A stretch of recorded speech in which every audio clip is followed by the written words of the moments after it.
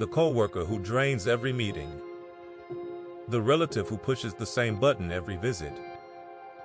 Here's the hard part. It's not them ruining your day. It's the part of you still expecting them to suddenly become someone they've never been. Think about the last time one of them got to you. The event was small, a comment, a tone, a message left on read. 30 seconds, maybe a minute. But that minute isn't what wrecked your afternoon. The next 3 hours did, replaying it on the drive home, staging the perfect comeback hours after they'd already forgotten you exist. They were done with you by lunch. You carried them until midnight. Their behavior is brief.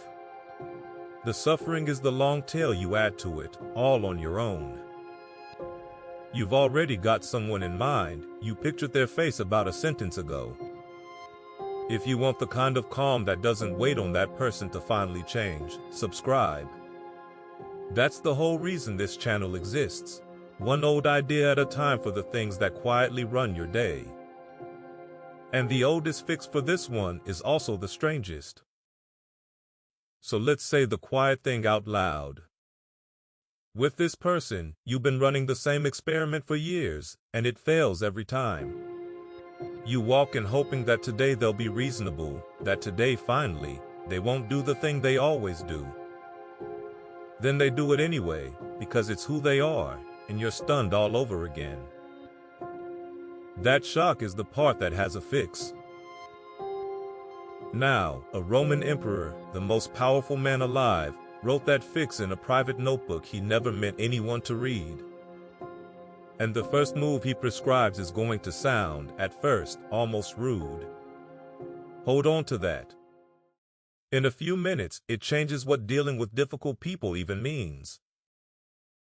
Here's the part almost no one says out loud. The difficult person is doing exactly what their character does, what it has always done, what you had every reason to predict. The rain is being rain. Your pain doesn't come from the rain. It comes from walking out the door every single day expecting sunshine, then treating the downpour like a personal betrayal. Their behavior is the weather. Your suffering is standing out in it, furious that it dared to rain. This is where the emperor comes in. His name was Marcus Aurelius, and he ran the Roman Empire at its height, which meant his days were full of flatterers, schemers, and self-important men he couldn't avoid. In his private journal, the book we now call the Meditations, he gave himself advice so blunt it reads almost like a slap. When you're about to deal with someone difficult, he wrote, ask yourself one question first. Is a world without people like this even possible? No. So stop demanding one. That's the move that sounds almost rude. He isn't saying the person is right. He's saying quit asking reality for something it has never once delivered. Then he goes further, and this is the line that should stop you cold. You had every reason to see it coming. You've known this person for years. You could have predicted what they do. Yet you didn't brace for it, and worse, you're astonished it happened. The fault there, he says, isn't really theirs. It's yours for being shocked by the entirely predictable. But Marcus doesn't leave you just bracing for impact. He adds something almost tender. For every kind of difficult person, he says, nature has handed you the exact quality you need to meet them. Against the cruel, kindness. Against the liar, patience. Against the cold and ungrateful, a steadiness that doesn't need their thanks to keep doing what's right. Look at what that quietly does. It takes the encounter you've been dreading and turns it into the one place you get to practice the person you say you want to be. The rude coworker becomes your training ground for patience. The impossible relative becomes the test of whether your calm is real or just a story you tell when no one's pushing on it. And remember where the man writing this actually sat. Not on a mountaintop, on a throne, on military campaign, governing the very men he found most exhausting. He wasn't theorizing from a quiet room. He was up to his neck in difficult people every day, and still choosing the antidote over the anger. The second Stoic gives you something even more practical, something you can do mid-conversation. His name was Epictetus, and he was born a slave before he became one of Rome's great teachers, so he knew plenty about people he couldn't control. He said everything comes with two handles, one you can pick it up by, and one you can't. Picture a difficult person handing you something heavy. One handle is the offense, the unfair comment, the thing they shouldn't have done. Grab it by that handle and it scalds your palm. You can't carry it anywhere good. But the same thing has a second handle. This is my brother. This is my mother, and she's frightened.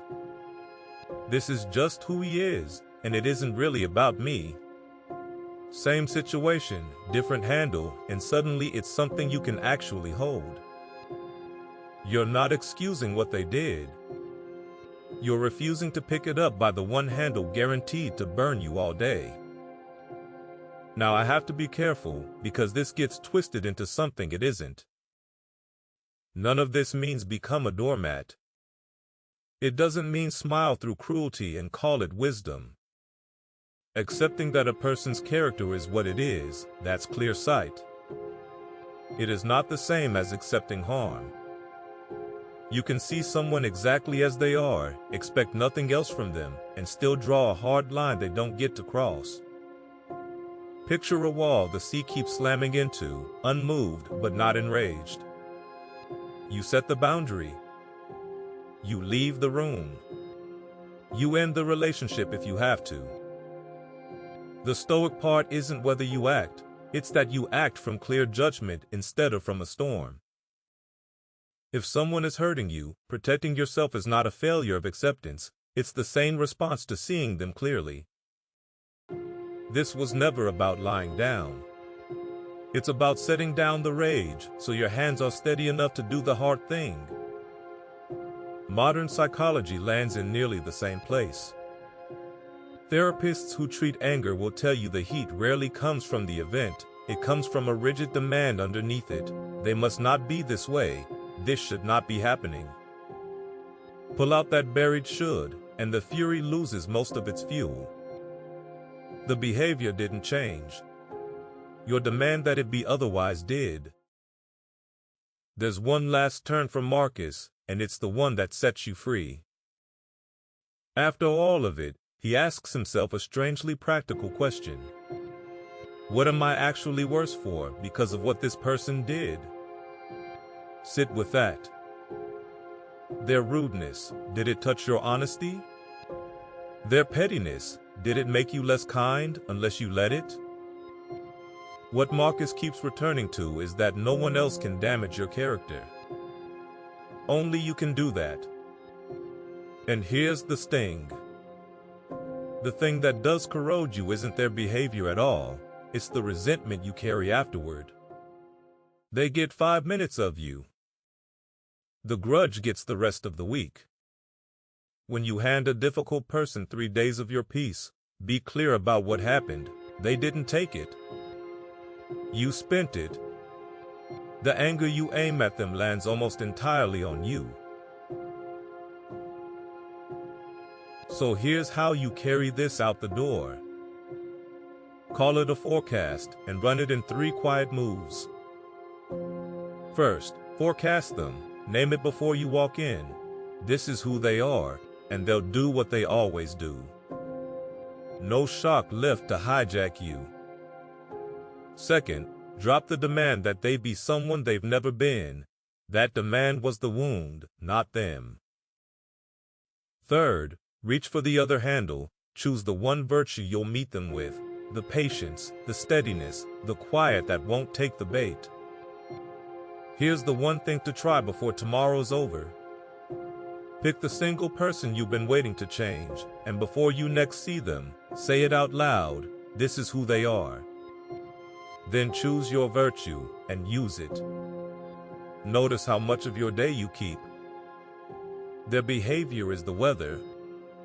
Your suffering is standing out in it, furious that it dared to rain. If this gave you back even a little of the day that difficult person keeps taking, subscribe. This is the channel for the calm that doesn't depend on anyone else changing first. Daily Stoic mentality. Ancient wisdom for the modern mind.